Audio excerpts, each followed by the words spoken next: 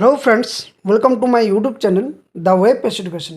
So friends, একটা গুরুত্বপূর্ণ update, সেটা হচ্ছে সেকেন্ড এসএলএসটি যে রিক্রুটমেন্ট, সেখানে আবারও কিন্তু কলকাতা হাইকোর্টে যে মামলা, সেই মামলা মিটে যাওয়ার পরেও কিন্তু সুপ্রিম কোর্টের দ্বারস্থ হয়েছে অনেক চাকরি প্রার্থী এবং বঞ্চিত চাকরি প্রার্থীরা। তো এখানে কি আপডেট রয়েছে সেটা হচ্ছে যে এর আগে কলকাতা হাইকোর্টে যেখানে ডিভিশন বেঞ্চে সমস্তভাবে যে 2025 রিক্রুটমেন্ট প্রসেসের যে গ্যাজেট প্রকাশ, সেই গ্যাজেট প্রকাশকে কিন্তু মান্যতা দিয়েছে। শুধুমাত্র যে সমস্ত ক্যান্ডিডেট অযোগ্য, অর্থাৎ যাদেরকে চিহ্নিত করা হয়তো গেছে বা কোনোভাবে চিহ্নিত করা যদি যেতে পারে, তো তাদের কিন্তু পরীক্ষাতে বসার সুযোগ থেকে বঞ্চিত বা বাদ দেওয়ার কথা কিন্তু কলকাতা হাইকোর্টের ডিভিশন বেঞ্চ বলে দেয়। এবং বাকি যে রুলস নিয়ম, সেখানে যে এক্সট্রা যে নাম্বার, সেক্ষেত্রে যে গ্যাজেটের যে নাম্বারের বিভিন্ন যে বিভাজন, তাছাড়া যে বয়সের ছাড়পত্র, এই সমস্ত দিক থেকে কিন্তু যে 4-5টি মামলা, সেই মামলাগুলো কিন্তু খারিজ করে দেয় কলকাতা হাইকোর্টের ডিভিশন বেঞ্চ। এবং তার পরিপ্রেক্ষিতে কিন্তু সুপ্রিম কোর্টের দ্বারস্থ হয়েছে এই সমস্ত মামলাকারীরা।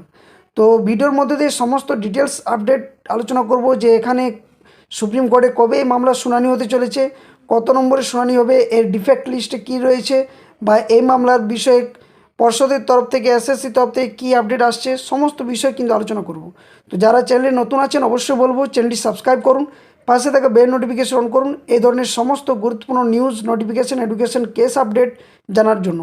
আর এই কেস আপডেটের সমস্ত ভিডিওগুলোর যে স্ট্যাটাস, যে কেস আপডেটস, তার পিডিএফগুলো অবশ্যই টেলিগ্রাম চ্যানেলে প্রোভাইড করা হয়, সেখান থেকেও ডিটেলস কিন্তু সকলে জানতে পারবেন।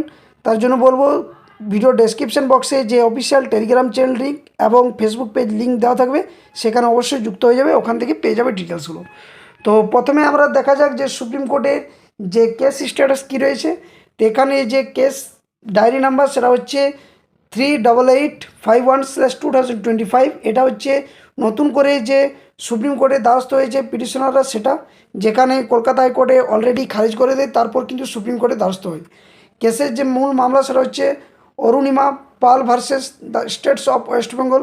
এই মামলা কিন্তু শুনানি হতে চলেছে সুপ্রিম কোর্টে। তো এখনও পর্যন্ত কিন্তু শুনানির যে ডেট, সেটা কিন্তু ফিক্স হয়নি, যেটা 18 তারিখ, গত 18/7 অর্থাৎ কালকে কিন্তু 12:59 কিন্তু এই কেস ফিলিং করা হয় এবং মামলা দায়ের করা হয় সুপ্রিম কোর্টে আন্ডারে। তো বিষয়টা দেখতে পাচ্ছেন এখানে যে কী কী রয়েছে, এখানে কিন্তু এখনও পর্যন্ত কোনো ডেট দেওয়া নেই। তো আমরা যদি এটা আর্লিয়ার কোর্ট ডিটেলসটা যদি দেখি, তাহলে এটা হচ্ছে এর আগে কলকাতা হাইকোর্টে কিন্তু এই মামলার শুনানি হয়, যেটার মেট নাম্বার ছিল 1017/2025, যেটা 18/7/2025 সৌমেন সেন বিচারপতি এবং স্মিতা দাস দে বেঞ্চে কিন্তু এই মামলার শুনানি হয়। এবং যে সমস্ত মামলাগুলো দায়ের হয়েছিল, সেখানে যে এক্সট্রা নাম্বার বা যে নাম্বার বিভাজন গ্যাজেটের দ্বারা প্রকাশ করা হয়েছে, বা সেখানে যে বয়সের ছাড়পত্র, বা কারা ফর্ম ফিল আপ করতে পারবে, কারা পারবে না, এই সমস্ত বিষয়ের ক্ষেত্রে কিন্তু মামলা খারিজ করে শুধুমাত্র একটাকেই কিন্তু লাগু রেখেছে বা জাজমেন্ট হিসেবে রেখেছে, সেটা হচ্ছে কলকাতা হাইকোর্টের তরফ থেকে ডিভিশন বেঞ্চে। সেটা হচ্ছে অযোগ্যরা কোনোভাবেই এই নতুন যে নিয়োগপত্র বা এই আবেদনপত্রে কিন্তু ফর্ম ফিল আপ করতে পারবে না, সেকেন্ড এসএলএসটি 2025 গ্যাজেটের অনুসারে। তো এটা কিন্তু এখনও পর্যন্ত আছে। বাকি যে সমস্ত মামলাগুলো হয়েছিল, সেগুলো কিন্তু খারিজ করে দেওয়া হয়। ওকে, তো এখানে যদি আমরা যে ডিফেক্ট লিস্ট, সেটাও কিন্তু আমরা দেখবো একের পর এক কিন্তু কী কী রয়েছে। প্রত্যেকটা কিন্তু মামলা serial number 1 serial number 1, serial number 2 যে দেওয়া রয়েছে আর্লিয়ার কোর্ট স্ট্যাটাসে, সেখানে কিন্তু এই মামলাগুলো প্রত্যেকটা কিন্তু খারিজ করে দেওয়া হয় কলকাতা হাইকোর্টের ডিভিশন বেঞ্চে। তো আমরা পরের যে ডিফেক্ট লিস্ট, সেখানে যদি যাই আমরা, তাহলে বুঝতে পারবো যে কী হয়েছে এখানে। তো আমরা চলে এসেছি, সেটা হচ্ছে ডিফল্ট যে ডিটেলস সেখানে। তো এখানে প্রথম যে সিরিয়াল নাম্বার সেখানে দেওয়া রয়েছে, এখনও পর্যন্ত কিন্তু এগুলো রিমার্কস হিসাবে রয়েছে। 1 নম্বর রয়েছে, 2 নম্বর এভাবে ফাইল আইয়ের permission of file lengthy synopsis instead of IA for examination. এই সমস্ত বিষয়গুলো কিন্তু একটার পর একটা কিন্তু ডিফল্ট লিস্টে রয়েছে, কিন্তু এখনও পর্যন্ত কোনো যে সেই রিমুভ ডেট কিন্তু এখনও রিমুভ করা হয়নি বলে এগুলো এখনও পর্যন্ত লিস্টেড হয়নি সুপ্রিম কোর্টে। তো অবশ্যই এগুলো কিন্তু খুব দ্রুততার সাথে লিস্টেড হবে। কিন্তু একটা বিষয়, যেহেতু 21 তারিখ পর্যন্ত রাজ্য সরকার তথা এসএসসির তরফ থেকে যে নতুন এসএলএসটি যে আবেদনপত্রের যে সময়সীমা, সেটা কিন্তু ধার্য করা হয়েছে 21 তারিখ, অর্থাৎ 7 দিন বাড়ানো হয়েছিল। তো আর 2 দিন মাত্র হাতে রয়েছে ফর্ম ফিল আপ সকলে আশা করছি করছেন, যারা ফর্ম ফিল আপ এখনও করেননি করে রাখুন। কিন্তু এই মামলা কিন্তু আবারও দ্বারস্থ হয়েছে সুপ্রিম কোর্টে। এরপর সুপ্রিম কোর্টে মামলা কবে শুনানি হবে, যেহেতু এখনও পর্যন্ত ডিফল্ট লিস্ট থেকে কোনো কিছু রিমুভ করা হয়নি, শুধুমাত্র রিমার্কস হিসেবেই রাখা হয়েছে। এবং সিরিয়াল নাম্বার যদি আমার ডিফল্ট লিস্ট দেখি তো 10টা এখানে রয়েছে। নেক্সট পরে যদি দেখি আরও, তো এখানে মোট কিন্তু ডিফল্ট লিস্ট যেটা রয়েছে সেটা হচ্ছে মোট 11টা, এবং প্রত্যেকটা 18/7/2025 কিন্তু এগুলো কিন্তু দাখিল করা হয়েছে সুপ্রিম কোর্টে। এখনও পর্যন্ত নোটিফিকেশন যে ডেট সেটা লাস্ট 18/7/2025 পর্যন্ত ডিফল্ট লিস্ট দেখাচ্ছে। তো এগুলো রিমুভ হলেই কিন্তু এরপর এগুলো কিন্তু শুনানি হবে, এবং যে ডেট সেটা কিন্তু ডেট ফিক্সড হবে, এখনও পর্যন্ত ডেট ফিক্সড হয়নি। তো ক্যাভেটি যদি যায় তো আমরা দেখতে পাবো যে এটা 17/7/2025 এটা যেখানে অ্যাক্টিভ করা হয়েছে সুপ্রিম কোর্টের দ্বারস্থ হয়ে, যেখানে ক্যাভেট নাম্বার দেওয়া রয়েছে 10643/2025। অর্থাৎ এখানে যে ওয়েস্ট বেঙ্গল এসএসসি সে ওনাদেরকেও কিন্তু এখানে কিন্তু ক্যাবিনেটের মধ্যে রাখা হয়েছে। দেখতেই পাচ্ছ এখানে ডিটেলসটা, West Bengal central school service commission through chairman versus Arunima Pal. তো হাইকোর্টে এটা যেহেতু খারিজ হয়েছে, তারপর কিন্তু এটা সুপ্রিম কোর্টে দ্বারস্থ হয়ে যেটা জাজমেন্ট দিয়েছিল যেটা কলকাতা হাইকোর্টে, সেটা 16/7/2025। এবং এটা যেদিন শুনানি হবে সুপ্রিম কোর্টে সেদিন অবশ্যই কিন্তু যে রাজ্যের এসএসসি ডিপার্টমেন্ট এবং সাথে সাথে চেয়ারম্যানকে কিন্তু উপস্থিত থেকে নিয়ে এই মামলার শুনানি কিন্তু হবে, যেখানে কিছু ডিফল্টস হয়তো দেখা গেছে এবং প্রায় 8 থেকে 10টা বিষয় নিয়ে আবারও কিন্তু এর মামলা শুনানি হতে চলেছে সুপ্রিম কোর্টের আন্ডারে।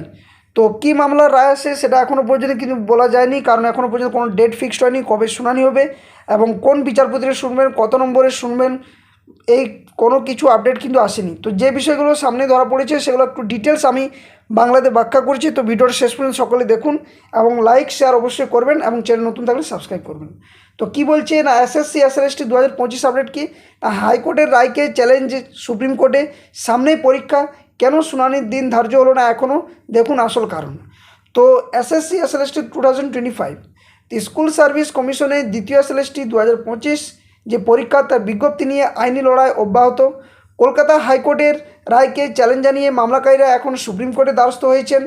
এই নতুন আইনি জটিলতা পরীক্ষা প্রক্রিয়াকে আরও একবার অনিশ্চয়তার মুখে ঠেলে দিয়েছে। চাকরি প্রার্থীদের মনে এখনও একটাই প্রশ্ন যে পরীক্ষা কি নির্দিষ্ট সময়ে হবে, যেটা আমি থাম্বনেলও দিয়েছি। এখনও পর্যন্ত কিন্তু কোনো সুনিশ্চিতভাবে বলা যায়নি, যদিও ফর্ম ফিল আপ চলছে। তো মামলার প্রেক্ষাপট কি না, স্কুল সার্ভিস কমিশন সুপ্রিম কোর্টের নির্দেশ মেনেই দ্বিতীয় যে এসএলএসটি সেই পরীক্ষা 2025-এ বিজ্ঞপ্তি প্রকাশ করেছিল, কিন্তু কিছু চাকরি প্রার্থী এই বিজ্ঞপ্তির বিরুদ্ধে কলকাতা হাইকোর্টের মামলা দায়ের করেন। তাদের অভিযোগ ছিল যে সুপ্রিম কোর্টের যে নির্দেশিকা সেই নির্দেশিকা কিন্তু পুরোপুরি এই গ্যাজেটের মধ্যে মানা হয়নি, বা এসএসসি যে গ্যাজেট প্রকাশ করা হয়েছে সেখানে কিন্তু সুপ্রিম কোর্টের যে রুলস সেই রুলস ফলো করা হয়নি। কলকাতা হাইকোর্টের সিঙ্গেল বেঞ্চ এবং ডিভিশন বেঞ্চ 16 জুলাই একটি গুরুত্বপূর্ণ রায় দেয়। রায়ে বলা হয় যে চিহ্নিত চাকরি প্রার্থীরা এই পরীক্ষায় বসতে পারবেন না, অর্থাৎ যারা অযোগ্য, এবং পরীক্ষা 2025-এর নিয়ম মেনেই কিন্তু হবে। এই রায়ে অসন্তুষ্ট হয়ে মামলাকারীরা আবারও কিন্তু সুপ্রিম কোর্টে যাওয়ার সিদ্ধান্ত নেন এবং মামলা দায়ের হয়ে গেছে অলরেডি। তো সুপ্রিম কোর্টে বর্তমান পরিস্থিতি কি না, সুপ্রিম কোর্টে অরুণিমা পাল বনাম পশ্চিমবঙ্গ রাজ্য নামে একটি মামলা দায়ের করা হয়েছে। তবে এখনও পর্যন্ত এই মামলার শুনানির কোনো তারিখ ধার্য হয়নি। এর প্রধান কারণ হলো 18 জুলাই মামলাটিতে 11টি যে নতুন ত্রুটি ধরা পড়েছে, এই ত্রুটিগুলি সংশোধন না করা পর্যন্ত শুনানির তারিখ কিন্তু দেওয়া সম্ভব হয়নি বা সম্ভব নয়। মামলাকারীরা মূলত কলকাতা হাইকোর্টের ডিভিশন বেঞ্চের বিচারপতি সৌমেন সেন এবং বিচারপতি স্মিতা দাসদের 16 জুলাইয়ের রায়কে চ্যালেঞ্জ করেছেন এবং সুপ্রিম কোর্টে দ্বারস্থ হয়েছেন। এদিকে স্কুল সার্ভিস কমিশনও একটি ক্যাভিয়েট দাখিল করেছে। এর অর্থ হলো এই মামলার কোনো শুনানির আগে কমিশনকে কিন্তু জানাতে হবে এবং তাদের বক্তব্যও কিন্তু শুনতে হবে।